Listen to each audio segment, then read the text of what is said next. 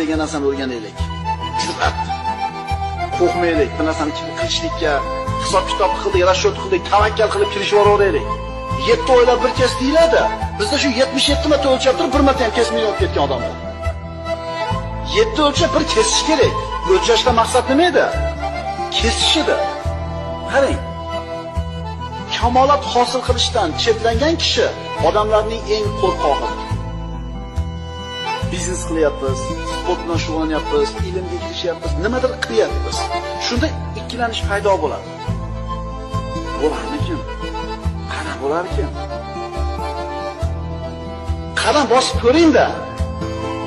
Siz sababini qilib Allohga tavakkal qilib qadam bosing-da, Alloh shunaqa iqtidoringizni ochib qo'yadi. U iqtidor qachon ochiladi, bilasizmi? Burchakka taqalganingizda. Odamlarning botiri kelajakdagi ishlardan qo'rqmaydi.